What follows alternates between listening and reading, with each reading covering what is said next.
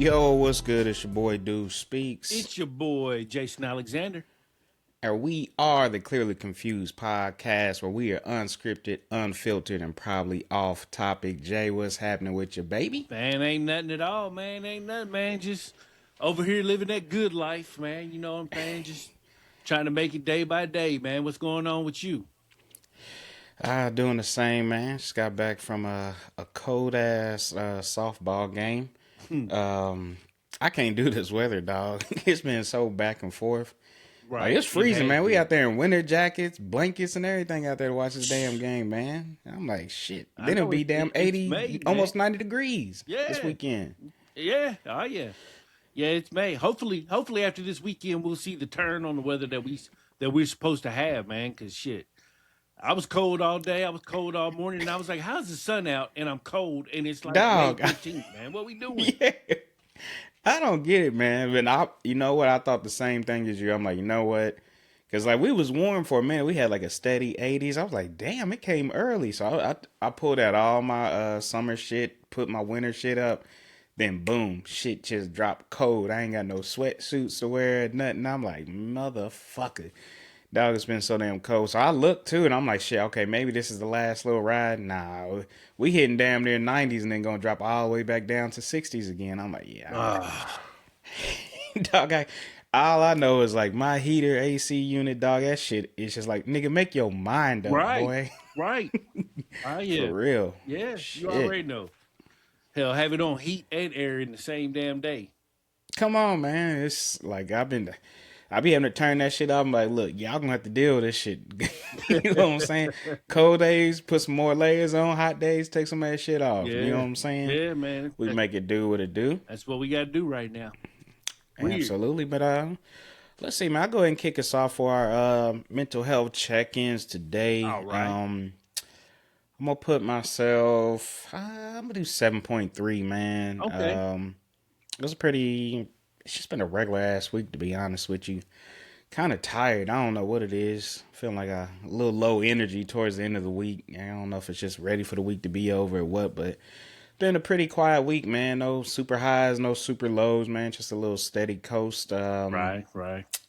It's just one of the ones like I don't even feel like I ain't got nothing coming up or nothing like that. We just chilling and going, man. Right. Chilling and going, man. How's things on your end, man? Where you feeling? I'm gonna say I'm at about somewhere near you. I'm gonna say I'm about 7.5, man, and I'm like you, man. This week's just been blah. You know what I'm saying? You know? For real, it is, dog. One day, it's like great. One day's good, the next day's bad. One day I'm irritable. The next, I'm in a good mood. 2 hours later, it's like, man, I can't put a finger on how this week has been, man. Yep. All I know is going to Atlanta tomorrow, going to watch the nephew graduate, gonna get to see my mom and dad, sister, hang out with them for the weekend and whatnot. Man, my daughter and the grandkids are coming down, so they'll be down there to hang out with everybody for a little bit. But my oldest son's going to see the Cleveland Cavaliers and the Pistons tomorrow in Cleveland. So, oh wow. So he's living a real good life. He's on cloud nine Hell right yeah. now. What's that? Game 6?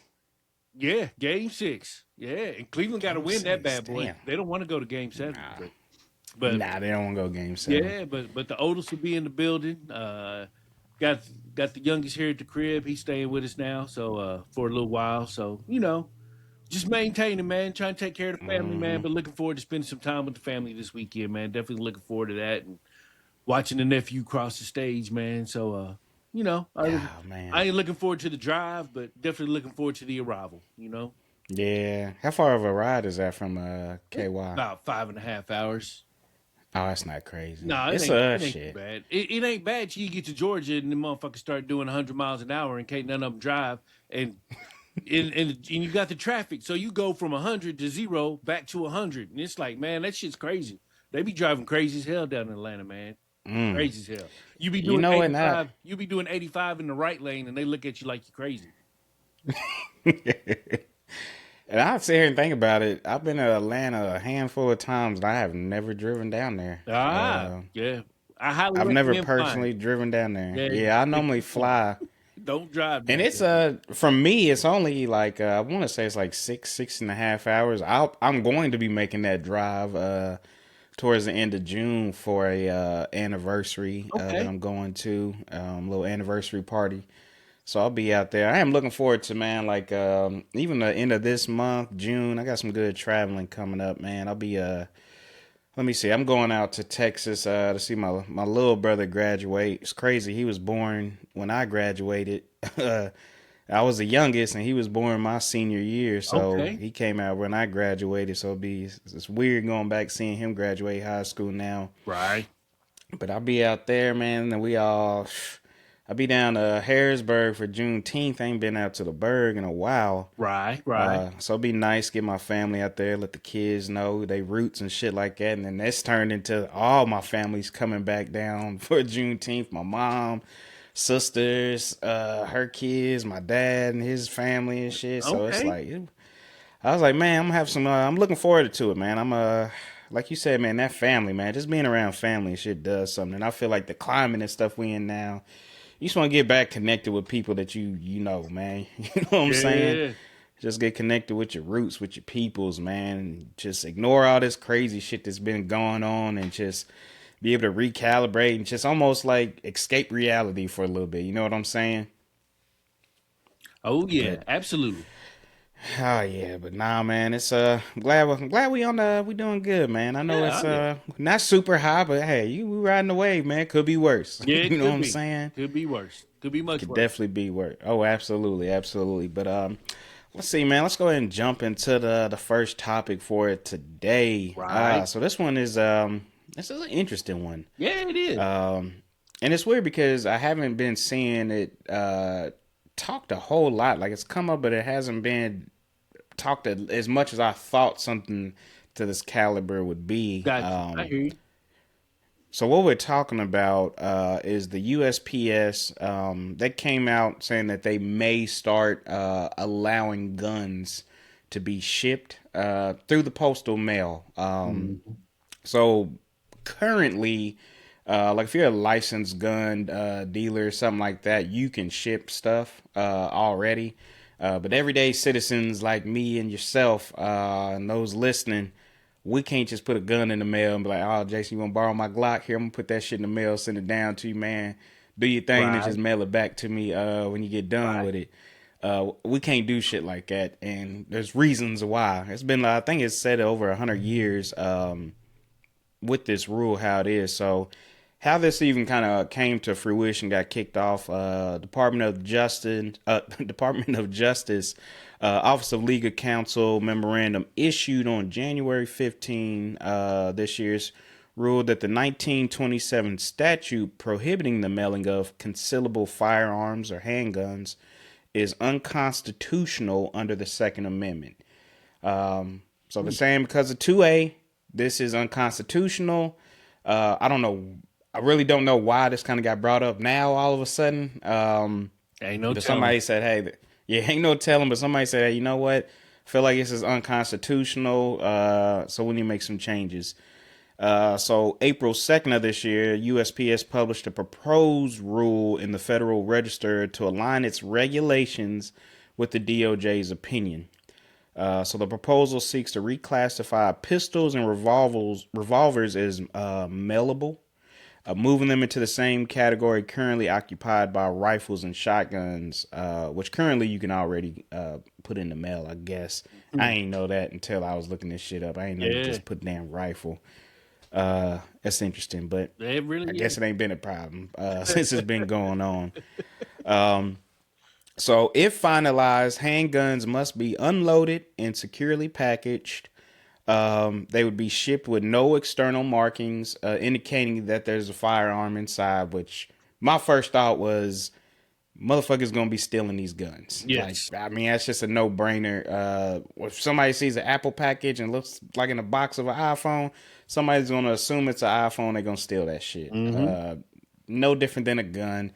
So I do like that they at least put in that no external markings to indicate, but I mean, there's still gonna be people gonna know there's a fucking gun in here. Postal workers are gonna know that's a gun in there. Right. Right. So all they got to do, man, I can see somebody now, man. Hey, man, I'm gonna put a little thing on here. It's gonna know it's a gun. So if you see a little red dot sticker on here, that's the one with the gun. You go in there and take that shit. Yada yada yada. Hmm. I know from some stuff back in the days, man. I know how some stuff works, so I know how that can play out. Right. Another thing that would have to take place is you obviously going to have to do tracking and signature for confirmation. So Okay. they're not just going to be able to leave it at the house. Somebody responsible is going to have to sign for it. But again, I don't know how everybody's postal people are. Depending on who I got, some will stay firm with that signing. Some might let a kid sign it. Move on. Again, they don't know that it's a damn gun either. That's a The good point. person. So if it's in an unmarked thing, how do they know? They just know it's a package that needs to be signed for. Now I don't know if on their end when they scan it, there's something with the barcode that says, "Hey, this is a gun. Make sure it gets signed for." But like I've had an iPhone that I've had require signature just get dropped and left at the door, and they Hmm. put somebody's sign for it on there, and I'm like, what the hell? Damn. Like shit. Yeah, I'm telling you, bruh. Like, so I'm like, I don't fully trust everybody, Right. especially not postal workers right now, because they always on threat of getting laid off and USPS shut down every other day. Mm-hmm. So I don't want no disgruntled person, stealing guns or doing anything crazy, anything like that. Right. So it does say the rule does not apply to NFA regulated items like machine guns, suppressors, or short barreled rifles, nor does it allow the mailing of ammunition or gunpowder. Understandable. Yeah, you ain't gonna put no fully automatics in there. Put my Tech 9 in here, mail it Right. off. Nothing like that. So right now it's in a review phase. I think they had it open for like public comments until I believe it was maybe a couple of weeks ago was the deadline. So right now it's in a review phase where they're just reviewing those public comments, just hearing people out for for it and against it. Just kind of make a final decision on it. So that's currently where they're at right now. The Hmm. DOJ has stated, and this is funny It is. because regardless, they've already stated that they're no longer going to enforce the criminal statute against law-abiding citizens. But it will be the discretion, as of right now, be the discretion of the local post office if they want to refuse until a ruling is made, which is weird because it's like, how do people at the post office gonna do? They ain't like they own the post office or nothing like that. It's a federal thing, Right. so Joe Schmo can just tell you behind the counter like, "Nah, fam, we ain't doing that today." You know what I'm saying? Like, Right. nigga, put that shit in the bag and mail Yeah. this shit out. Shut your ass up. Right. Um, so I'm kind of curious to see how that plays out. Before we get into the arguments for it and against it, or unless you want me to go ahead and do those first, Well, what's your thoughts on this? first thing I was thinking was I don't know how a local post office would even know. Most folks ain't gonna just roll in there with the gun, you know, That's where what I'm saying. where they say, wrap it up, throw it in a box for me. I know I wouldn't, and I was just thinking convention. I was just thinking common sense. I'm gonna take it in there with Yeah, a I'm not box, gonna. and it's gonna have Hell your no. name on it and whatnot. You're not gonna know what's in there. So I don't know how the local post office is gonna be able to refuse unless, like I said, somebody rolls in there like that with a hand Mm-hmm. with their Glock, like, hey, put this in a box for me and tell me how much it costs. Okay. Yeah, what the hell? But And it's a good point. And they also got the sign on the door, and I'm assuming they would have to change that because, like, there's been plenty of times I almost walk in the post office with my pistol, and I'll see the sign on the door saying no weapons. I'm like, fuck, yeah, let me go put this shit back in the car. So, I mean, you come in there with that pistol, you know what I'm saying? That's trouble right there. yeah, that's Shit. true. You can't bring a weapon on the federal property, so I mean that's gonna have to be something that gets discussed as well too. Yeah, that's true. Mm-hmm. So yeah, I am curious about that. That's a good point because yeah, I don't see many people just coming there pulling that shit off their holster or something like that and throwing it in there. But then Right, on the other side, if I come in here with it boxed up, you don't know if this bitch is loaded, unloaded. You know what I'm right. You saying? don't know You don't nothing. know what kind of gun I got in here. I could have put a machine gun in this bitch. Right. You know what I'm saying? Yeah. I don't know. To me, it can get a little crazy, man. I could put a damn hand grenade in there, Mm-hmm. tell your ass this is a pistol or something like that. As Yeah. long as the weight matches up, it is what it is at that point. Yeah. The important thing is, and like you mentioned, the DOJ has stated they will no longer enforce the criminal statute against law-abiding citizens. So, I mean, in a way, dealing with the post office, it's going to be like the Wild Wild West for real. You know what I'm saying? No pun Mm-hmm. intended. But I mean, it really is because I mean, if I know I'm not going to get arrested, I know I ain't breaking no laws. Shit, I'll roll in there with my gun, tell them throw it in a box. If they say they ain't doing it, I'll just come back with that shit in a box. I bet you mail it in. Yeah. Mm-hmm. Either way it goes, I'm not getting in trouble. So I mean, shit. Yeah. Yeah, I don't know. And the way I mean, the way it just kind of feels, especially if the DOJ says they ain't gonna enforce nothing, it's gonna happen. You know what I'm Oh yeah, saying? Like, somebody's gonna test it next week yeah, for sure. if They they haven't definitely are. already. Yeah, Yeah. I'm sure as soon as this came out, people already started doing it. We just don't know about that yeah, shit. I bet you're there's been right. all kinds of guns getting shipped out of here. Oh yeah, Which again is crazy because you can't bring a gun on federal property, so you can't even bring it in there, but I can mail it out of here. yeah. Shit don't make no sense to me. No, And mm-mm. kind of pisses me off too because I used back in the day, man. I used to do a lot of buying and trading with like bourbon and shit. So man, it'd be pain in the ass trying to mail some bourbon off and shit. You couldn't take it to the USPS. I'd have to go to like UPS or something like that. Right. But so I can't mail a damn bottle of bourbon, but I can fucking mail off a Glock. That shit is a little bit Mm-hmm. crazy to me. Oh yeah, So let's go into yeah. the arguments for it. So arguments for it are handguns should be treated the same as rifles and shotguns. Again, I personally didn't know that those are already allowed. I know, right? So to me, if I didn't know about it, it's probably ain't been a problem because it ain't been no noise around it or nothing like that. Right. And those have been mailable, it says, for decades now, and it makes it easier for citizens to send guns for repairs, inheritance, or relocation. Now I can completely understand like a relocation thing, Oh yeah, especially thinking about like military or you just moving for a different your company done moved you somewhere, anything like that, and you need to move all this stuff. And like I know driving through places, which is stupid to me. I can't have my concealed permit in this state, but through this state, so I don't like driving through certain places with my pistol. Because yeah, what if I stop in shit, say Maryland, to go get me some gas, and I got a concealed pistol on my hip, and somebody sees it, my ass is going to jail. yeah. Oh yeah. Even though it's legally owned in my home state, so I could easily see somebody putting it in the mail Mm-hmm. for those purposes. Yeah, I mean that's Repairs. true. That's a good point because I know when we're Mm-hmm. traveling to Georgia this weekend, I can't take my gun to Georgia because I don't have a I don't have a concealed carry permit. But in Kentucky, I don't have to have one, and Oh yeah, I forgot about it. In In Kentucky, you Tennessee, don't. I don't have to have one. So I can Mm-hmm. have it in Kentucky and Tennessee, but as soon as I cross that Georgia state line, if I get pulled over and they find that gun, shit, Jason's Whoop going whoop. to jail. You know what I'm saying? And it's like that, like you said, this shit don't make no sense, but you know, it is what it is. We Mm-hmm. gotta follow the law and gotta deal with it. But yeah, you won't see me with unfortunately I won't be able to carry my gun down in Georgia. And I always carry one in the car when I travel, but you know, if I go to Georgia and South Carolina, I can't take it. And you know what's crazy, man? Not even to change topics or anything like that, but that is one thing that Trump did run on and say that I was like, you know what? I'm 100% for that. And I hope that you do make it happen to where you can, if you got a concealed carry permit in one state, you can take it anywhere you want. You should be able to, man. It should be nationwide, man. It should be It nationwide. should be nationwide. We United States, why we ain't all united in my damn concealed You license? know what I'm You know what saying? I'm saying? It's yeah. So that is one thing. I'm like, man, of all the things, man, run on that shit and stick with that shit, man. Cause Yeah. to me, I don't that pisses me off. Cause it does mess up my shit sometimes. Cause I Yeah. always have to drive. Sometimes I will travel through Virginia to West Virginia to Maryland and then back into West Virginia just to get in certain parts of West Virginia. So it's like I have no choice but to go through Maryland and just pray I don't get pulled over in this Right. bitch while I'm already out here. You know what I'm saying? Oh yeah, for sure. So those are arguments for it. So arguments against, it creates a gun trafficking pipeline by allowing transfers to bypass FFL, like federal background checks.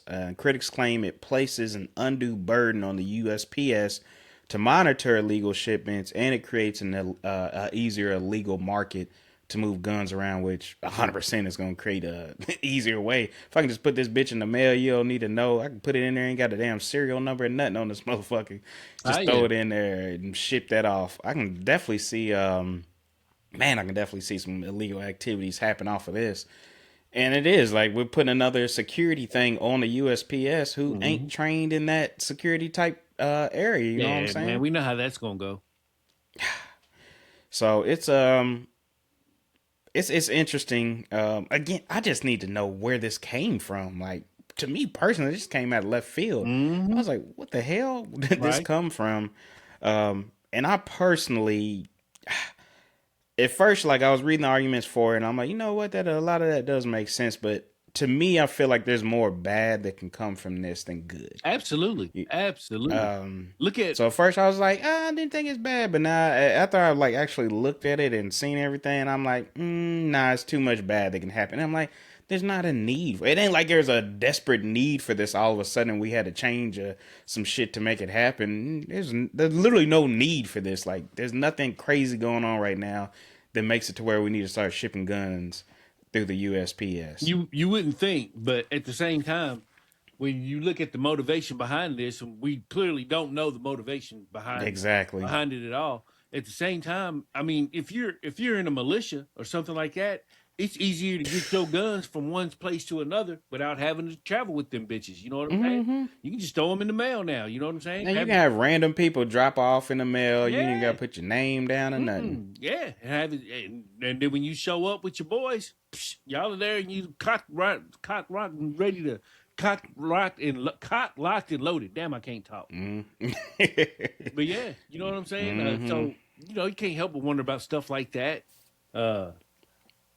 I don't know, man.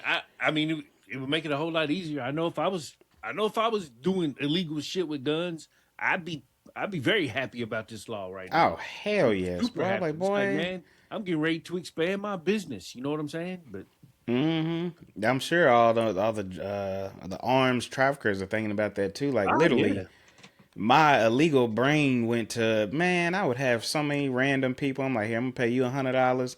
You take this to the mail, drop it off. Like, I'm gonna have gangs locked and loaded across the country Across with the some country. damn guns, man. Yeah. It's a yeah, I don't know. And this again where it comes out of left field. We don't know the intentions around this and why. And I'm one of those firm believers that the government just does a bunch of shady shit. So this just clears a path for them to continue doing that shady shit. And I don't like that this gets around people getting those necessary background checks. So this is going to be able to put some guns in hands of people that should absolutely not have no guns. That's true. But again, I feel like it's already here. Like they already said they ain't enforcing it. So unless I'm assuming this is gonna go into place here soon, and it'll probably get shut down if everything flips back in 2028. Then DOJ gonna change the stance back on it again and shut that shit down. But it's gonna be a couple years. It's gonna be wild, wild west with guns just going every which way, and it's like handguns are the last thing you want going around for people to get easy access to. But Yeah. here we are. You know what I mean? Here we damn are. But nah, man, appreciate you on that. Let's go ahead and move into the last topic.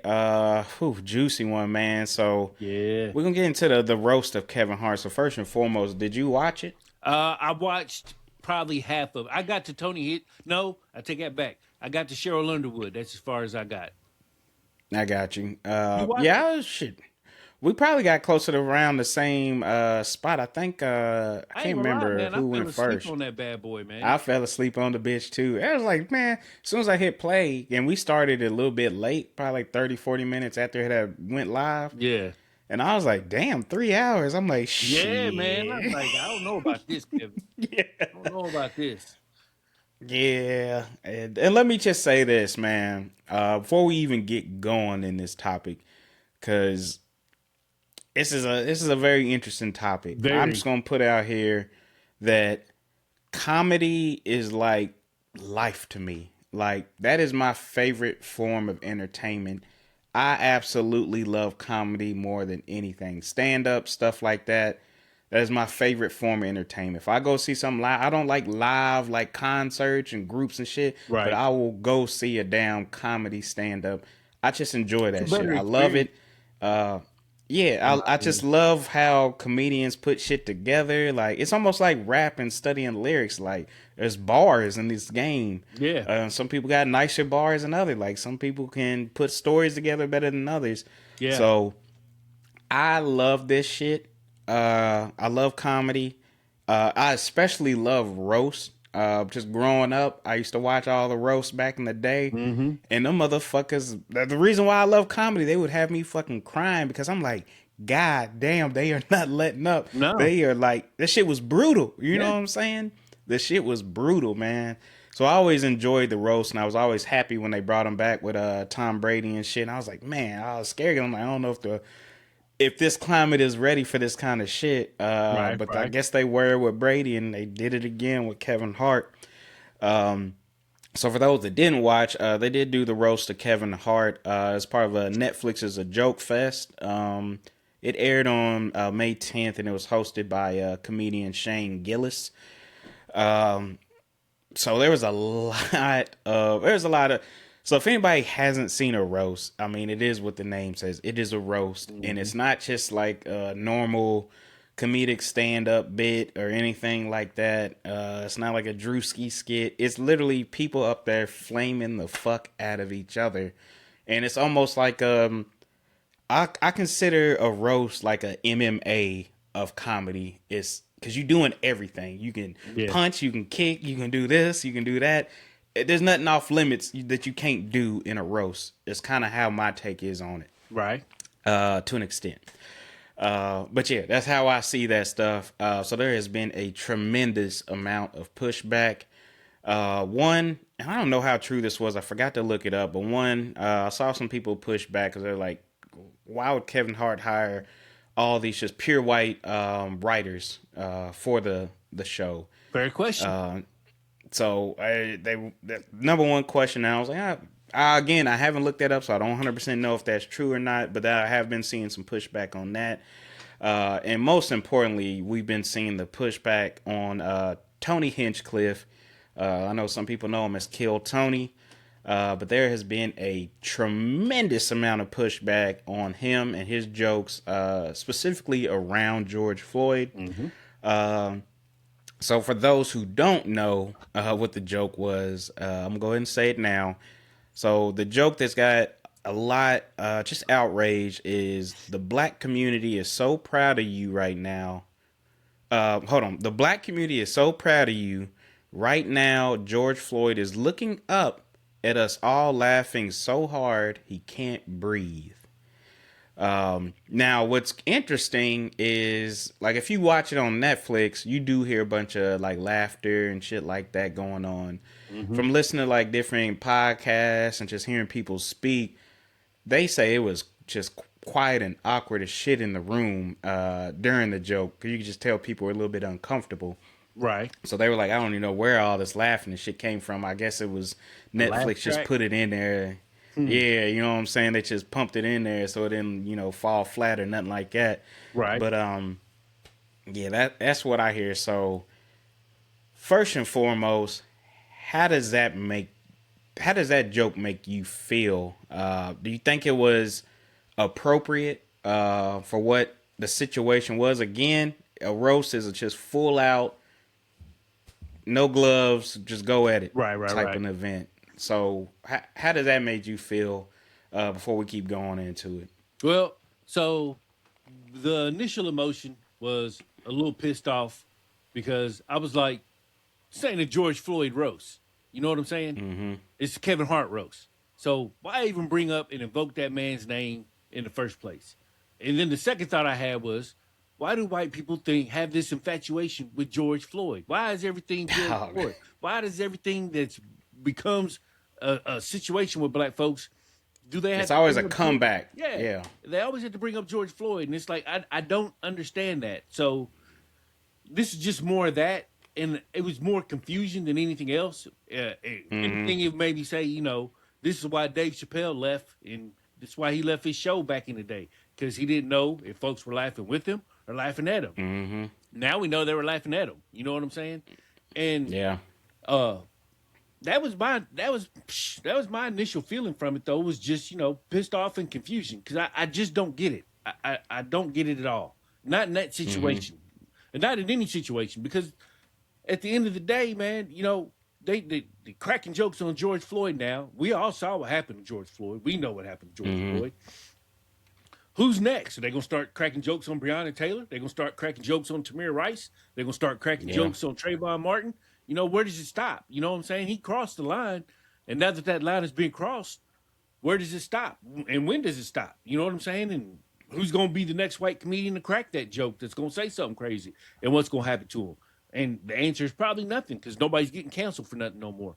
Not that Oh anybody. no. And I never believed in folks getting canceled anyway. I never thought anybody got canceled. If anything, motherfuckers got more notorious before they got canceled. Mm-hmm. You know, I mean, other than Bill Cosby and R. Kelly, who's really been canceled and shit, folks still love them motherfuckers too. So I mean, the whole cancel culture thing has always been a big old myth to me. So, and Mm-hmm. I know I'm getting a little off topic there, but uh, that's the main reason. Yeah. The main reason I'm saying that is because Tony Hinchcliffe is not going to get canceled because of this, and he cracked that Oh joke. no, hell no. He cracked that joke for a reason. He knew, even though he didn't read the room properly, it felt like he could say that joke there. You know, it still hit for the people that want that joke to hit for. You know what I'm saying? Like, there's gonna be folks that are Oh still yeah. laughing about that. There's gonna be folks that are still cracking jokes about George Floyd and laughing their ass off about it. And he hit his market. He hit his people. But one thing I do want to note, in when we talked about if we watched it or not, when Cheryl Underwood came up there, one thing she said, because Tony Hinchcliffe had another joke where he was getting ready to say the N word, and Mm-hmm. he had little rhymes and whatnot, and instead of saying he said ninja, and it was Mm-hmm. Cheryl Underwood came up there and was like, yeah, you know, if you would have said that, we in Inglewood right now, motherfucker, you wouldn't have made it out of here alive. And I felt that Mm-hmm. from Cheryl when she said it, because I was like, you know, it's a roast, and motherfuckers is gonna pop off shit, but you can tell when the motherfuckers a little pissed off. And I saw today that Cheryl Underwood told on the Ricky Smiley show, she was saying that it was a little tough hearing those jokes about her husband. Because I know we're probably going to talk about that also, but her husband Oh committed yeah. suicide, and they was cracking jokes on him all damn night. You know what I'm saying? But it wasn't the black dudes; it was the white dudes who was doing it. It was Shane Gillis. It was Tony Hinchcliffe. You know what I'm saying? The other folks wasn't really saying nothing about it. They was leaving it alone. So the question I have after watching what I watched from the roast is, why has Kevin Hart got these white writers saying all these jokes? And earlier in the Dog. show, one of them said make it racist. Why are you making it racist? You know what I'm saying? Dog. Like, Yeah. can we not have comedy without racism? Like, Mm-hmm. I mean, I love dark humor. Don't get me wrong. I love dark humor. I'm a dark humor aficionado. Crack a dark joke, I will laugh my ass off. But there's some lines that shouldn't be crossed, man. There's just some that shouldn't be crossed. And at the end of the day, if them lines are gonna get crossed, then they need to get crossed on all sides, not just one side. You know what I'm saying? Yeah. If we're gonna have dark humor and we're gonna start celebrating George Floyd's death in a humorous manner, there's a lot of other motherfuckers that we can laugh about. If y'all won't laugh. Yeah. Yeah, this has been interesting for me, man. Because like I said, I'm big on comedy. I love roast. I love dark humor. I Mm-hmm. love shit that's just fucked up. You're like, God damn, that's fucked up. But it was so creative and good. It's like I gotta put some respect on it. Right. So I'll give you like my real honest take. When I first heard it, I was like, damn. Literally, I think I said it out loud to my wife too. I was like, damn, that's a good joke. But I'm like, that doesn't fit any of this. So No. that kind of just lets me know you just racist. Yeah. Because it didn't like, this is how I take it. One, I do think personally that the white comedians were just targeting like the black specific people. Now I know they had jokes for everybody, but I feel like they went a little bit hard on some of the black ones. And I look, it's a Oh, yeah. roast. I'm not gonna say anybody's too hard or anything like that. And Shane kept stressing that, hey, look, I already talked to her about this. Like, I know it's a fucked up joke, but I talked about it because I knew it was a fucked up joke to make sure she's cool with it. You know what I'm saying? Mm-hmm. And like, I get it. Like, hey, I would run something by somebody too. Like, look, yeah, I got a fucked up mind, fucked up jokes coming to my head. This ain't personal, but I could make this joke. If I said this, is this something you cool with? If not, I'm just gonna go ahead and scrap this shit from it. If you're like, man, you know what, I'm a comedian. I got tough skin, man. Take that shit on. I'm cool. You know what I'm saying? So I didn't have a problem with that. And I'm like, look, she's here. You know, that's her husband. That's connection. George Floyd has no connection to Kevin Hart. None. You know what I'm saying? None. People did point out, and I didn't catch this when I first heard the joke, but it was like, right now, George Floyd is looking up at us all. And what a lot of people took from that, and even his family, I was listening to his brother speak on it, and he was like, it's almost felt like he was implying that my brother's in hell Mm-hmm. looking up. You know what I'm saying? Mm-hmm. We always say looking down, as he's in heaven watching us, but you said looking up. Mm-hmm. And for me, I was like, I didn't know how to take it. I didn't. That went over my head. I'll admit that went over my head. I didn't really catch that when I first heard the joke, but I was like, that could be a little stab in there, you know what I'm saying, like that. And what like Tony Hinchcliffe, he's got good jokes, but he's been like this borderline racist. Mm-hmm. And I might don't even need to say borderline. It's Nah, just I ain't. he's shown his true colors, and he's one of those people. He does always say comedians should never apologize, so he doesn't apologize for anything. But it's like I know what to expect from a Tony. You know what I'm saying? That's why I don't Right. watch his shit. And that's how I feel about comedy. You know what I'm saying? Yeah. Shit Oh is yeah. gonna be offensive. You know what I'm saying? Shit is gonna be offensive. And there's just some comedians I won't listen to because I'm like, you just not funny. And you just if all you can do is if you're a white comedian, all you can do is just say racist shit. You're not funny. You know what I'm saying? Like Right. find something that you can't joke about nothing else but just racism and shit like that. Like that's you're corny to me. Right. So kill Tony. I've never been like a huge fan of his anyway. I don't watch none of his shit. I've seen like clips and shit, and I'm just like, this dude ain't my type of comedian. I don't want to listen to his shit. Right. So I'm not surprised by any of it. He's had some issues in the past. So like 2021, his agency had let him go because he made said an anti-Asian slur to another Asian comedian. And then 2024, he was at that Trump rally, and he said, Mm-hmm. what did he say? That Puerto Rico was like a floating island of trash, shit Mm-hmm. like that. And it's just like, come on, dog. Like, what do we expect from him? That's why I'm like, why is Right. everybody surprised and mad? Like, what do you expect? I'm more so mad at Kevin for even inviting his That's what I ass was up getting ready to there. say. Like the You know what I'm saying? question Like, I have is I'm like, a, why would you have that man there knowing what he is? I don't get that. Yeah, I don't get it because to me, him like yeah, he's got some funny jokes. I'm not gonna knock his skills. He got some funny jokes. Like he says some funny shit, but it's like, why does always got to throw some racist shit in there? Mm-hmm.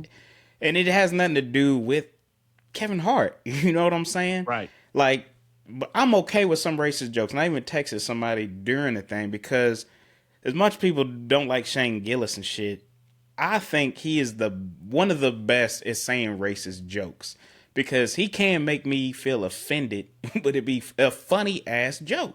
Right. Like a lot of people, I get it. A lot of people are upset by they had to lynch Kevin Hart on a bonsai tree, Yeah. when Yeah. something Yeah. like that. Yeah. Yeah. I ain't gonna lie, I thought that shit was funny than a motherfucker. Cause I'm like, he's short, he got to use a little ass tree to hang him and shit. I thought that shit was funny, and it's directed to him. It ain't talking about nobody else. Again, yeah, it's another racist joke or whatever, but it was a funny ass joke to me. Cause I put the picture in my head of this nigga hanging on the little bonsai tree, and I'm like, you know what, that is crazy. He's short, you gotta put him on there. But I don't care about racist jokes. You know what I'm saying? Black people do some good racial jokes against every other race. White people do it. I like Andrew Schultz as a comedian. He is very good about. To me, he's probably one of the best at doing racial jokes because he can just flame everybody equally to where it doesn't feel like you just targeting just one race or anything like that. He Right. does a pretty damn good job of it to me personally. Um, but it was like, yeah, it was a lot of racist jokes and shit going on there. But Whole lot that of race. Tony Hinchcliffe and the George Floyd was crazy. Again, after all this, I'm like, I'm more so upset. And I'm not even gonna say I'm upset. It's a roast, man. Feelings get hurt every fucking roast. It is what it is. And it's just one of those, look, this is it's like bare knuckle boxing in here. It's gonna be dirty. You know what I'm saying? Mm-hmm. Everything is free, and you know we can go at it. People in the audience getting roasted. It don't matter if you there, your ass is getting flamed up. I think Shane Gillis or one of them said that everybody in the fucking audience is probably pedophiles and shit. They just can't afford an island. You know what I'm saying? So Right. it's good shit, man. If you gonna be there, Kevin Hart's wife over there, boy. If she ain't have thick skin, golly, boy, it was tearing her ass up in there. Right. But that's how it is. But I was a little, like I said, I'm not gonna say I'm upset because I know Tony Hinchcliffe. We know what to expect from him. I'm just more so slightly disappointed that Kevin Hart one would have all white writers, Right. and two, you don't have no black people up here to one host the show. You could easily find a black comedian to host the damn show. Yeah. And if you're gonna have all these white comedians up here, I'm like, look, flame me, but I mean, why every shit got to be racist? You know what I'm saying? That. There's so much you can talk shit about Kevin Hart on, man. Mhm. Besides him being Right. black, like it's okay to throw some black jokes. And I'm not saying you can't make no black jokes, but it almost felt like it was like, damn, everything gotta be a black joke. You know what I'm saying? And it Like, wasn't just be and it wasn't creative. Give me something. and it wasn't like a Gary Owens black joke, man. They were Nah, yeah. it's like they were getting it's like they were getting shit off their chest. Like, let me go on and shit on these niggas real quick while I'm up in this motherfucker. You know what I'm saying? It had that Mm-hmm. kind of feel and that kind of tone to it. So I I was turned off by it, but I know it's never. I mean, I know nothing's ever gonna change, nothing like that. But I'm the kind of person where if I know that there's gonna be some bullshit popping off, I'm not gonna watch. You know what I'm saying? Yeah, exactly. And Yep. if we weren't talking about it on the podcast today, I wouldn't have watched that shit. The only reason I watched was to try to see what was I going on for understand the myself. You know what I'm situation. saying? And Mm-hmm. get a good grip on it. But like I said, hell, it just wasn't that funny to me, man. I fell asleep on the motherfucker. You know what I'm saying? And if I'm watching stand up and I fall asleep, that says more about y'all than it does me, as far as I'm concerned. Yeah, that's 'Cause I true. ain't never That's fell asleep definitely on true. Dave Chappelle. I ain't fell asleep on Richard Pryor. I ain't fell asleep on Eddie Murphy. You know what I'm saying? I ain't fell asleep on motherfuckers that I think are funny. Bernie Mac, Def Comedy Jam. I never fell asleep. Mm. I fell asleep on that motherfucker. And like I said, when I woke up, Tony Hinchcliffe was talking about George Floyd. So I was really like groggy and like, oh well, really fuck this motherfucker, man. Shit. I ain't even Yeah. had a chance to wake up and I gotta hear this shit. It's like, damn. But but yeah, going back to what you say, man, I don't know why Kevin had all them white writers on there, man. You know what I'm saying? Mm-hmm. And I don't want to make it seem like he shouldn't have white writers, but if you're gonna have white writers, man, have them motherfuckers read the room, man. Everything ain't got to be a damn joke about slavery. Everything ain't got to be a damn joke about racism and shit. Everything. Some folks don't find that shit funny, man. And every time they pay in the room, like Regina Hall, it's like she was like, "Just give me my check and let me get the fuck on up out of here." You know what I'm saying? Ah, She you was can sitting tell there, she wasn't moved she was by so none of that like, she shit, was like, boy. "I ain't with none of this shit." You know what I'm saying? And Mm-hmm. you know, I get it. Did she get up and say anything? Because I know she was sitting up there with him. Did she roast Kevin? Because I didn't make it that Oh far. yeah, she definitely got a now. Now see to that point, she came up there, and we talking about dead people. I'm not gonna say she made fun of Kevin Hart's mama, but she had a funny ass joke. She was talking about Kevin Hart's mama comes to her in her dreams, and we all know Kevin Hart's mama's dead. Okay. And she comes to her, she's like, "Hey, yeah, mama comes to me in my dreams, and she tells me things about Kevin Hart to warn him and shit." And she's like, "Your mama didn't tell you to go to room 155 in Las Vegas and fuck that girl." And it was a Yeah, yeah, funny yeah. ass joke. But she kept pretending like his dead mama was talking to her and shit. Right. And they was flaming his daddy the whole damn time about being a crackhead and Yeah, shit like man. They that. was on his daddy hard. I didn't Now know. see, I had no idea his daddy was a crackhead till I watched that shit. but see, shit like that, hey, gloves off, you in a roast, boy. I mean, if I'm roasting somebody as back in the day in school or something like that, man, everybody get it. Your mama, your daddy, your retarded cousin down the street, anybody can get it in the damn roast session. Right. You know what I'm saying? That's what they meant for. And So that's what they clowning for. his daddy and shit yeah, it is what it is. Now Regina Hall didn't clown his mama, but she did bring up his mama. Like it could be sensitive. My mama just died. We know how important it is, and you talking about she talking to you in your damn thing, like. If somebody else said it, you probably could take it the wrong way. Yeah, for sure. But on the other side of the fence, there was a Charlie Kirk joke in Yep. there By Pete as well Davidson. too, But Pete by Davidson said, Pete Davidson. you know, that's white on white crime. That's always Mm. acceptable. You know what I'm saying? If Dave Chappelle goes up and cracks a Charlie Kirk joke, I guarantee motherfuckers will lose their motherfucking minds. Period. Mm-hmm. Period. And we know it, but you know, it's whatever. Oh, for sure. Oh, for And sure. Yeah, because he when he was teetering around the Charlie Kirk joke, they was ready. Boy, hey, it's like, this nigga better not. You better not, boy. Yeah. And like, yeah, they was fired up. Yeah. And Pete I took will say, he took a little backlash for that Charlie Kirk joke too. I've seen a little backlash, not as much yeah. as I thought he might Oh, get, hell no. and not as much as Tony Hinchcliffe is getting for George Floyd joke. But he caught a little backlash. But you know, at the end of the day, a lot of black folks watch that. So if they're gonna hear a Charlie Kirk joke, we gonna treat that shit the same way they treat George Floyd jokes. And that's just the honest Mm-hmm. truth about it. You know what I'm saying? So you want to crack your George Floyd jokes, you know, motherfuckers gonna crack the Charlie Kirk jokes, and motherfuckers all across the country gonna laugh, and that's just the way it is. Yeah, it's like it makes it hard because it's like shit. Yeah, he brought up George Floyd, but then you got him bringing out again to your point as a white man bringing up a racially charged killing versus a white man bringing up a political charge killing. You know what I'm Mm-hmm. saying? So Charlie, the his joke about Charlie Kirk was Tony reminds me of Charlie Kirk and that he's definitely been on camera letting a guy unload in his throat. Right. I was like, God damn, Yeah, I that would too. was that was a hell of a joke. I forgot what he said. He kind of doubled down on it. Oh, yes, what he said too. He's like, kill Tony. No, somebody really killed Tony. Yeah, You know what I'm saying? yeah. So it was like, yeah, it was crazy. So it was a lot of personal death talks. I was Talking wondering, about Cheryl Underwood's I husband was wondering how dying. much they really like each other because they was really going in, man. Because shit. But it's always been like that. Like I will never forget the first one of the first roasts I saw, and they talked. And this one I knew it was really just hands off, anything goes. When they talked about, damn, who was the guy's name we was just talking about? Brady, Pete Davidson. Pete Davis. Yeah. Pete Davidson. So when they first, of one of the first ones I watched back when I was a teenager, and this motherfucker, they was talking about his daddy. Yeah. They said something about the first joke I had heard about his daddy was like, "These Snoop Dogg inhales more smoke than Pete Davidson's dad did in the towers or some shit I like don't that." know I was how like, God I don't know how he damn. does it, man. I don't know how he does it. It could be That's me, but man. that's why I'm like when I heard that I'm like, boy, they've been, no pun intended, they've been flaming his daddy up for a long time, man. Long time, Like, man. but he's used to it. He's like, I know these jokes is coming. That's why he went at Tony. He told him, was like, man, your jokes ain't gonna get to me. To me, Pete Davidson was the one that kind of stood up, and I was like, it felt like he kind of stood up for black people a little bit. A little bit. Him and Cheryl Underwood. Right. Honestly, I felt like they did. I didn't get to see the end with Kevin Hart going back at everybody or anything like that. But from what I'm hearing is he didn't address nothing.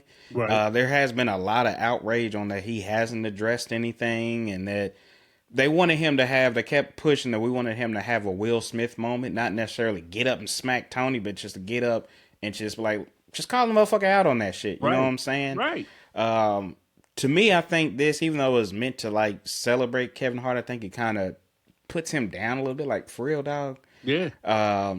I don't know. I feel like it rubbed people, especially the black community, wrong that he just sat there and allowed some of this shit. And And laugh. again, I'm a Don't forget him person. I laughing love his it. ass off at it too. You know what I'm Oh saying? yeah. He's laughing his ass off at them jokes like it wasn't nothing, man. And folks saw that Oh shit yeah. too. Yeah. Like I said, I will always give somebody credit. Like, look, it's a good joke, but it's like that joke doesn't fit anywhere in this No. scenario. Mm-mm. You know what I'm saying? You're talking about Pete Davidson's dad. Yeah, Pete Davidson's is here. That's his dad. Yeah. Sure, it's connection. Talking about Cheryl Underwood's husband. That's her husband. She's there. Good.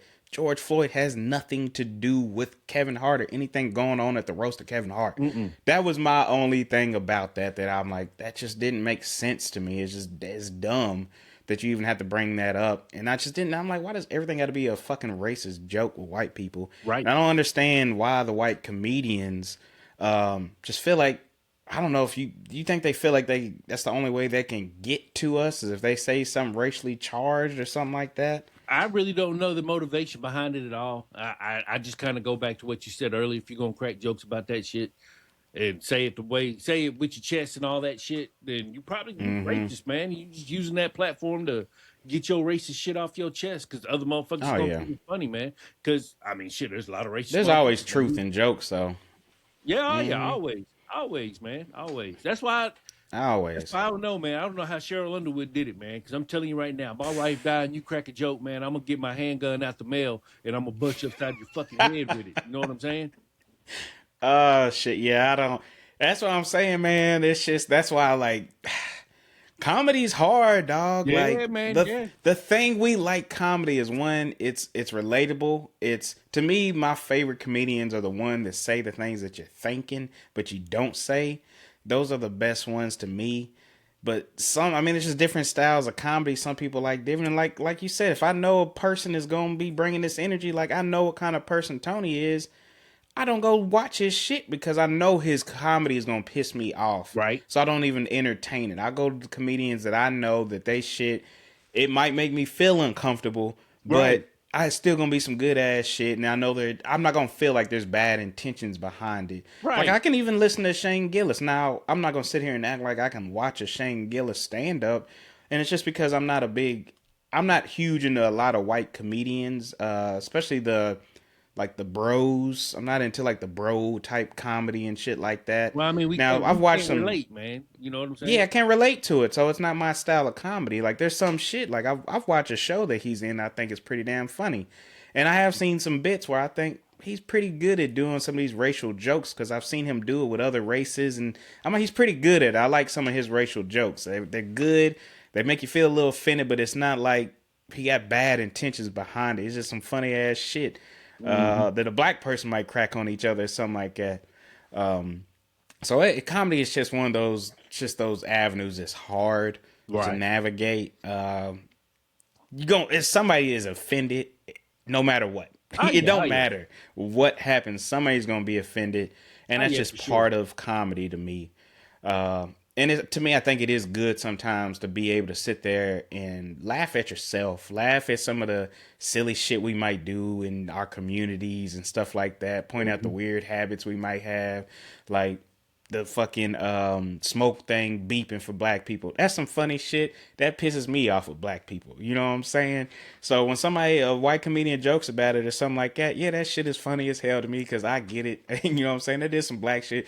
I don't know why black people don't like putting batteries in their fucking smoke detectors, but Because hey, when it you put is the what it battery in is. the motherfucker, it still fucking beeps, man. Fuck them smoke detectors, man. I take the Dog. batteries out, man. Fuck them smoke detectors, man. Oh Get my on my god. damn I nerves. literally I had a call. I was on the phone with my sister last week and her shit was beeping. I was like, look, don't be that nigga. That was the first thing I said, don't be that nigga. She was like, no, nigga, I promise. I got maintenance coming out here to put a battery in this bitch. I was like, please don't be that nigga. I Yeah. had a call. I was on a call with a guy from work, black dude in on our IT department. And I could tell he was working at home and his shit started beeping. I'm like, nigga. I'm like, golly, nigga, don't don't be that stereotype, bruh.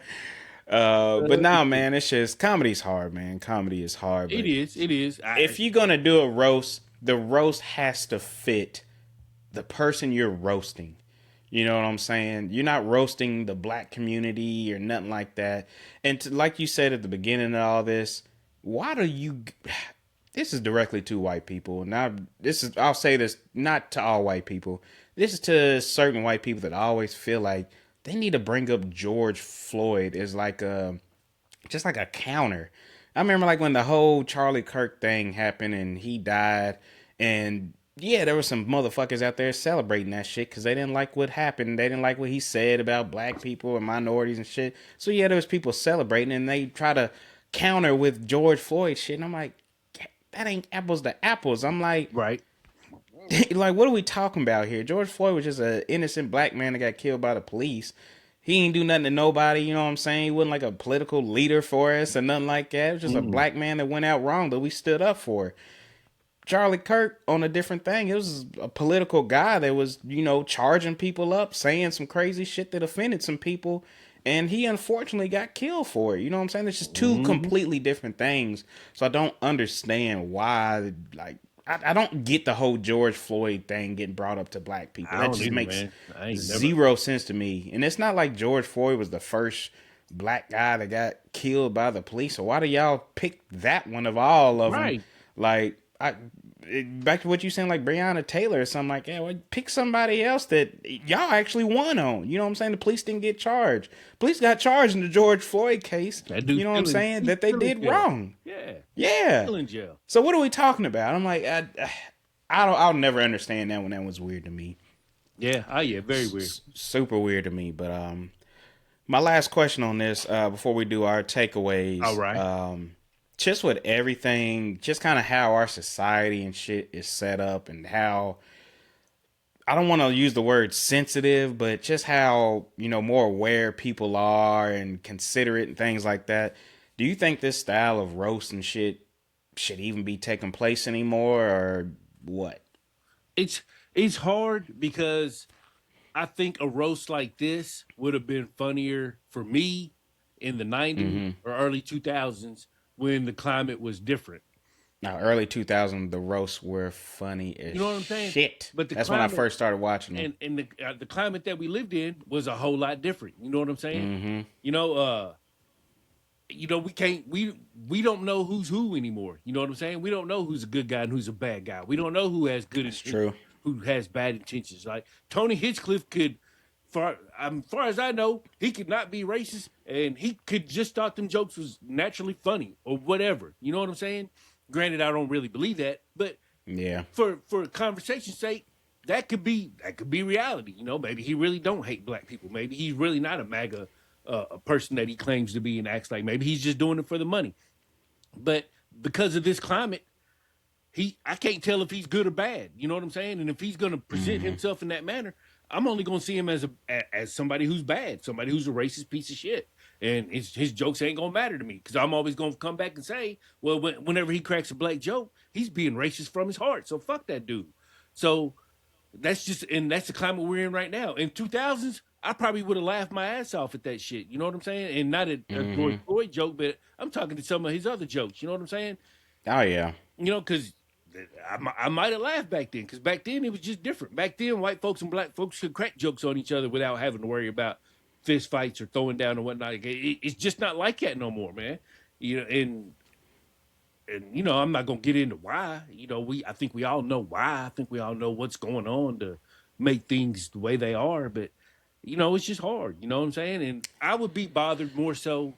I would be bothered more so if I was watching this with a white dude and who I consider a friend, and then he cracks that George Floyd joke, and then the white dude I'm with laughs. Then I'd be looking at that motherfucker side eye. You know what I'm saying? Like, The hell yeah. why is that funny? You know what I'm saying? But Mm-hmm. you know, Yeah, I agree with you. I think, yeah, and to your point, I do think we're kind of like too divided right now as a country. yeah, For something like this. Now, I don't say I think roast should just end or anything, but I think it should be a pause button. And I think really is where it is so divided in this country, the roast almost has to be like that. Like if we're doing a roast of Kevin Hart, it should be predominantly black comedians and writers and stuff like that involved hmm with it. I'm not saying there shouldn't be any white people at his roast. Because I know there's a lot of white comedians that appreciate him yeah, and I'm learn sure. from him and stuff like that. But I think if you're gonna have outside of your community people on there for something like this, especially in this time frame, you're gonna need some people that are like neutral. You know what I'm saying? Like a Pete Davidson. You know what I'm saying? Yeah, Pete Davidson can come out here and be funny and shit without saying some racist shit yeah. about you. You know what I'm saying? hmm There's so many different things that you can pick and choose and just clown a motherfucker on besides race. And to me, just using going off color and race is like, are you not good at your job? Like that's the only thing Right. you can do. That's low Like hanging you fruit, not. man. Yeah, it's just like a rapper that just talks about like drugs and shit. Like, fam, that's all you got, dog. Like, we heard that shit before, dog. Give me something new. Yeah. Um, You 55 years old, still killing motherfuckers, yeah, man. Calm down. yeah. Like, come on, man. So it's just, yeah, that's yeah. We'll wrap with that one right there. But let's go and do our takeaways, man. We'll get All out on a right. little breather and let's go back to this USPS, man. What's your takeaway on the putting the blickies in the mail? uh, man, my takeaway on that is a lot like what you said earlier, man. I'd like to know what the motivation behind it is. Granted, I'll never find out what the motivation is, Nah. but I would like to know what the motivation is, what happened with it. I'm not opposed to it. You know what I'm saying? I think it's going to make things a lot easier for people who have nefarious uh, reasoning behind sending their Mm-hmm. guns in the mail and whatnot. But, you know, those folks are probably already doing that shit anyway. It just got a lot easier for them. So, you know, yeah, I don't know. I'm indifferent to it. You know, I'm Yeah. if I need to send a gun in the mail, I'm grateful that I'll be able to do that now and not have to worry about going to jail. So Mm-hmm.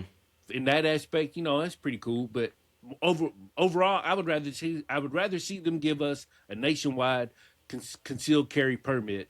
And I mean, shit, they can make money off of it. Charge motherfuckers $200 for it. We'll pay for it. I pay Everybody's gonna pay for it. shit in a heartbeat. The You know what I'm fuck? saying? You know, they talk about us being in a deficit and whatnot. You can get some of that money back by just charging motherfuckers Quick. $250 for a nationwide concealed carry permit. Because I guarantee you, everybody and their mom is gonna get one.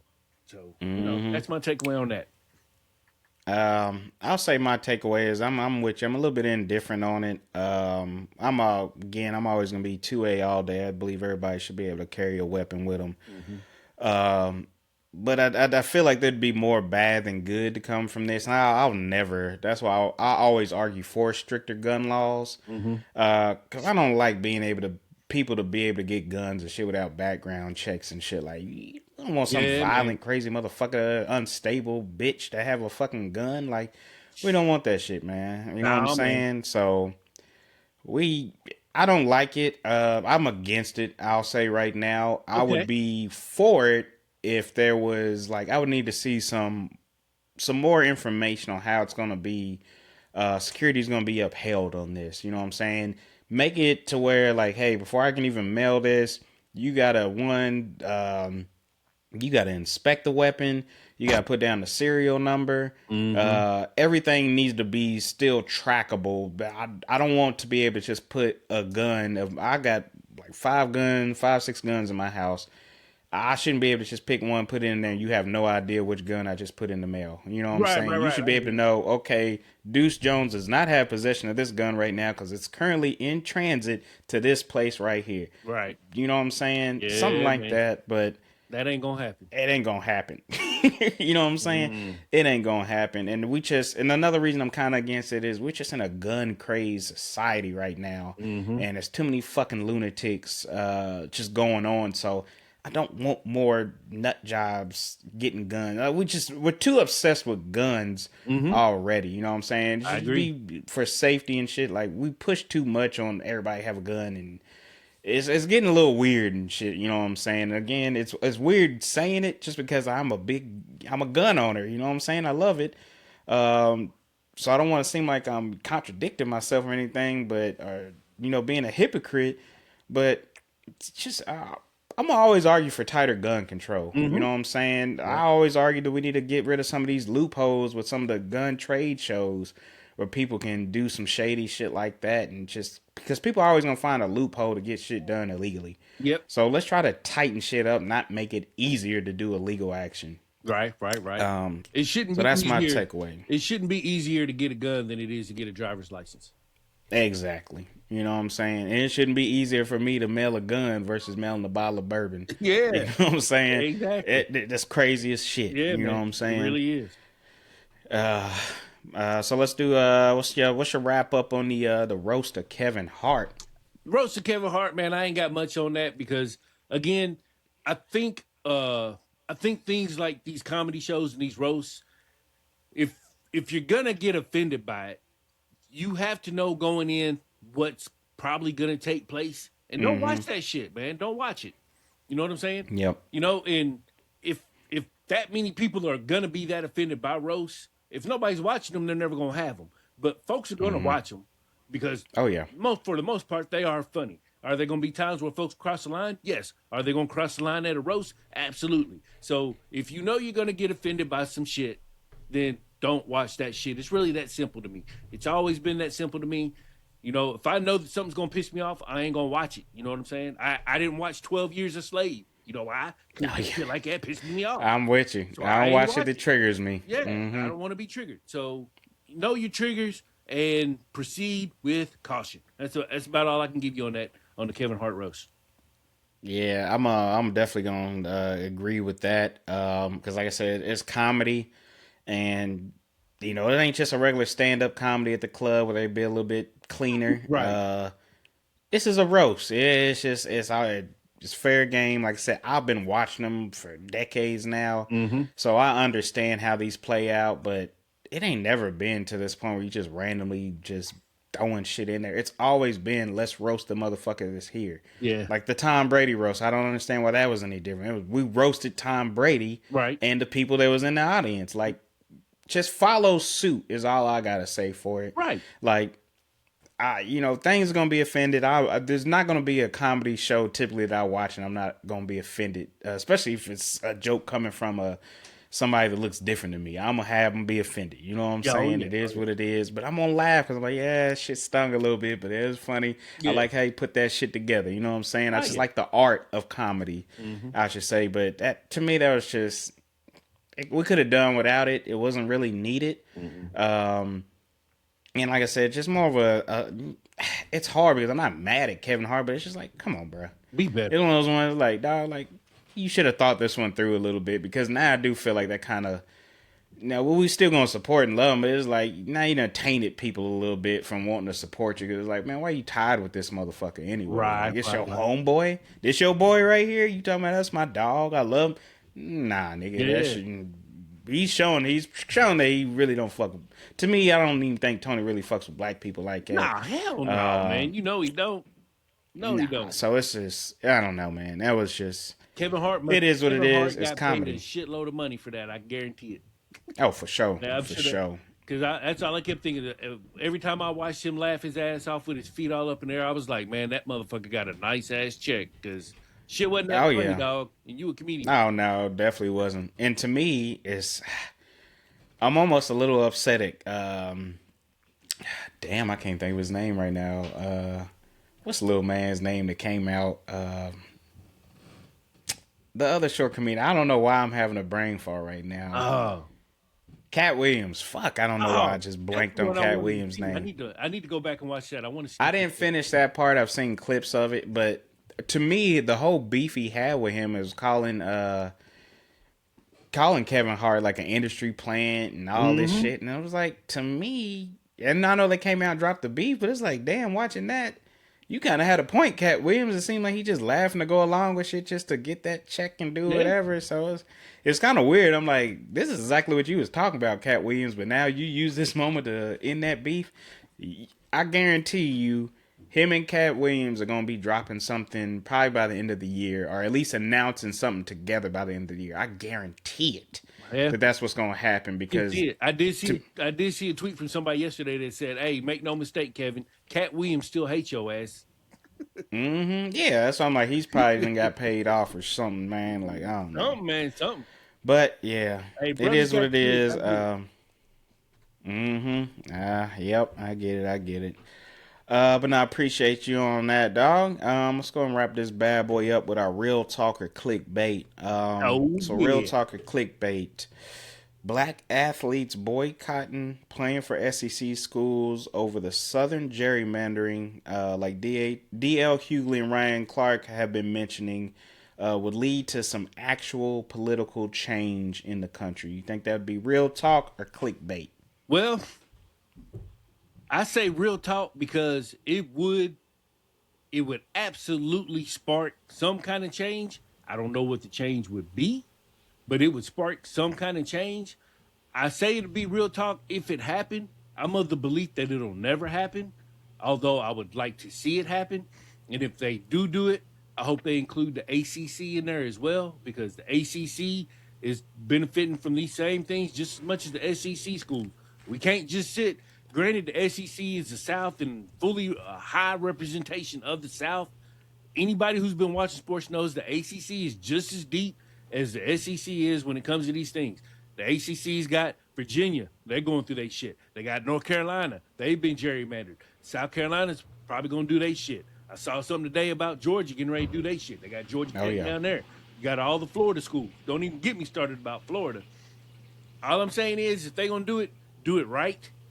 But again, I don't see it happening, man. There's too much money involved, man. It's too much money.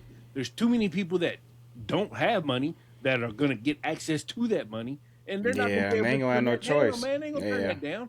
I mean, and I can't blame them. you can't knock them there. Yeah, you know, when it comes to money, I think society has shown there is no such thing as a moral compass. And granted, the best thing these athletes could do is take their talents to HBCUs and build up the HBCUs, build up them athletic programs. Because wherever the talent's at, folks are going to watch. It don't matter if it's at Jackson State or Alabama. And the Sanders family proved that. You know what I'm saying? If they went to HBCUs, built the schools up, built up their athletic programs, put the best athletes in there, make it a product that people want to see, people will watch it. People will support it.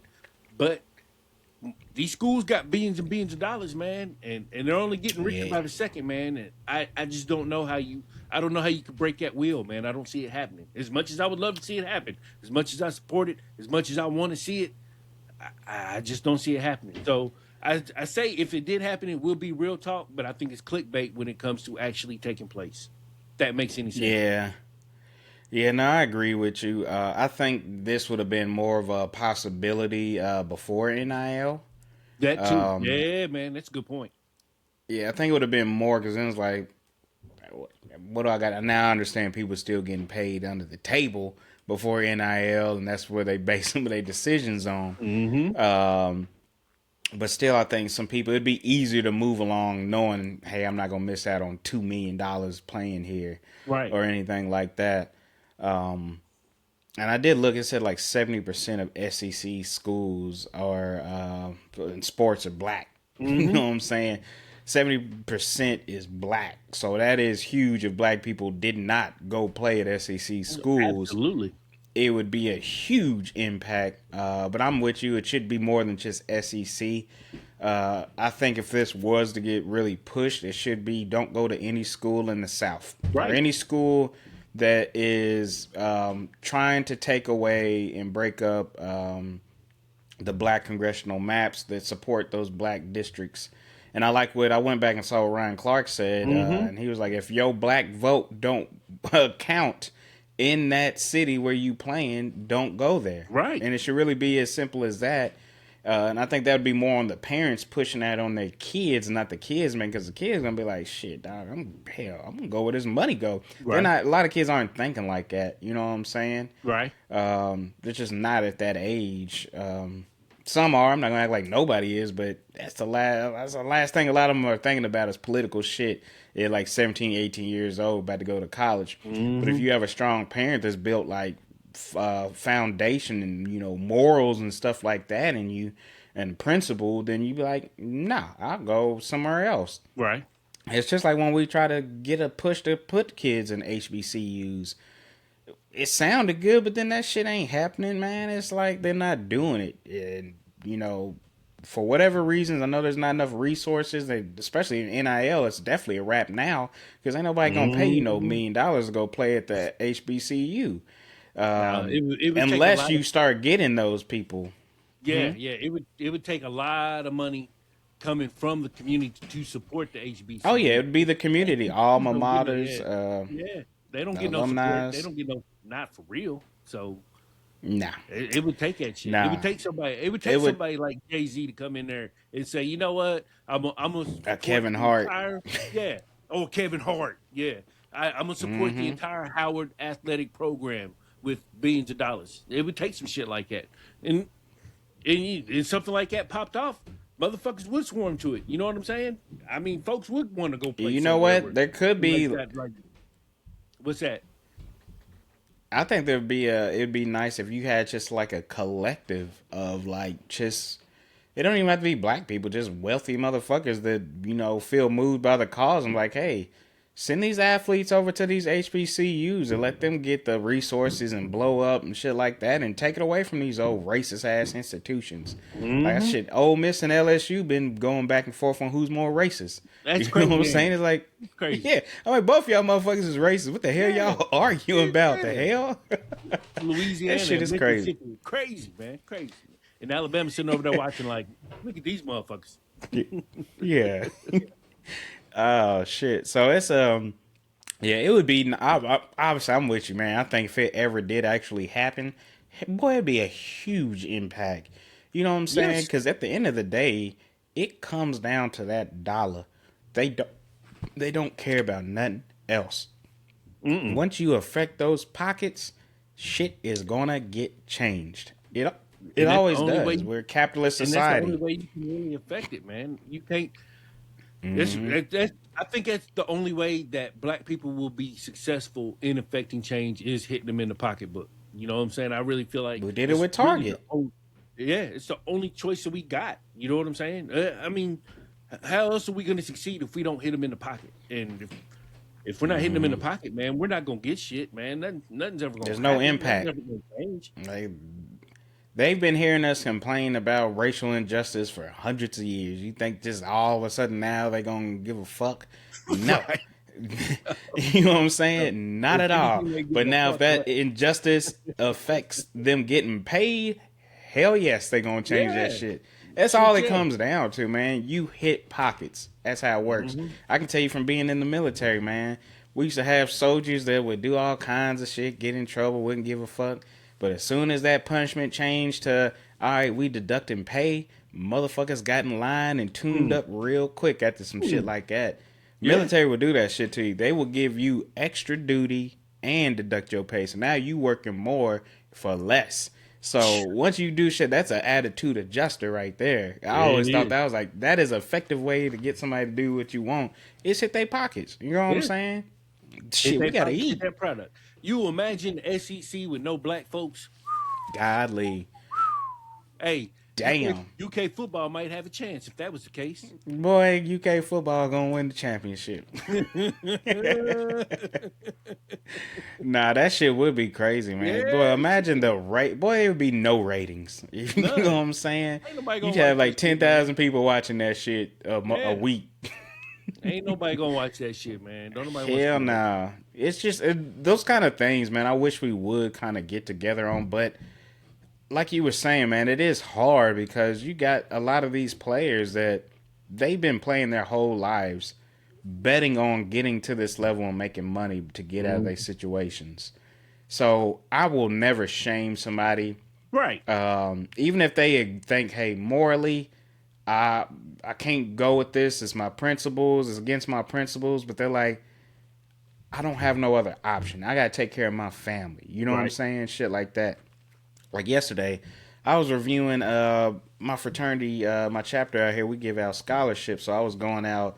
I was grading some of the scholarships, man, and just reading some of these stories, man, and like just how some people, man, and I would let my daughters see it too. I'm like, people ain't got it as good as us, man. Like a Nah. lot of these kids wrote in their scholarships, like, man, as soon as I get out of school, I immediately have to go work this job.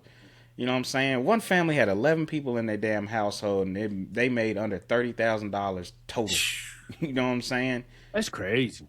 It's crazy, dog. So think about a person that came out of that household and they got a chance to go make $1 million, Mm-hmm. or $2 million in the damn playing college football. You know what I'm saying? If they Oh yeah. 18, 19 years old and you telling them, hey man, don't do that shit because morally it ain't right, they gonna tell you to suck a you know what. Yeah. Because Yeah. I'm Oh like, yeah. shit, I need this money, dog. I gotta get my family out the hood. You know what I'm saying? And I'm like, I'm Yeah. not gonna knock somebody for that. You know No, what I I'm mean? not gonna knock no. I would not nobody for that either. I do think for some of the elite athletes, it might be a little easier for them to move about the country because I mean, if a Mm-hmm. school like Alabama's going to offer you $2 million to play football, so is USC, so is Notre Dame, Oh yeah. so is There's gonna be Ohio State, options. Indiana. You gonna have options. It don't have to be a SEC or ACC school, but there's also going to Mm-hmm. be a lot of dudes who, because of location, those are going to be the only offers that they get. So I get it. I get it. Yeah. Especially if you from that state too, and like you like, maybe slightly above average, and it's like shit. I gotta go to one of these schools here. You know what I'm saying? I Yeah, ain't got I no got to go to one choice. of them. Yeah, But nah, man, I'm with you. I think it's clickbait just because I don't see it ever happening, right. especially now in the world of NIL. And we just gotta, I hate to say it, just a proven track record of we can't band together and get shit done a lot of times. Hmm. We fight each other on shit instead of working together. I Yep. want to say the Target boycott was probably the biggest thing that we've Hmm. ever come together on outside of like civil rights movements. Right. But that's the biggest thing we've ever come together on to say, hey, as black people, we not doing this shit. You know what I'm saying? Yep. They fucked us, we gonna fuck them. And it hurt Target, you know what I'm saying? So Yeah, it to did. me, I thought, shit, after something like that happened, it would be, all right, what's next? You know what I'm Right. saying? We figured it out now. What's next? Who else we need shut down in this bitch? Yeah. But Yeah. Oh yeah. Just holler at your boy. I'm ready. yeah, come on, man. Oh yeah. But nah, man. Appreciate you, dog. Appreciate you as always, man. Oh Appreciate the yeah. listeners always checking in, tuning in with us. Uh, keep going with that continued support, man. Make sure you follow us: IG, TikTok, YouTube. If you're a visual person, we got it up on YouTube every week. I think Apple started rolling out videos on their podcast Yeah. I was format as fooling well with it, but I too. couldn't get it to. I couldn't get it to put the video up, Show up man. or nothing. I Yeah. I got still you. got I to. know for sure it I still pops got to up on work on it, but I saw Spotify. it, man. I saw that update that they had, so it's supposed to be I showing got you. videos. So I don't I know. We'll got see you. what happens. Yeah. I know some people are visual. I listen to most of my podcasts on audio. But I know some people are visual, so you can, if you want to see us, you can want to see my man's beard.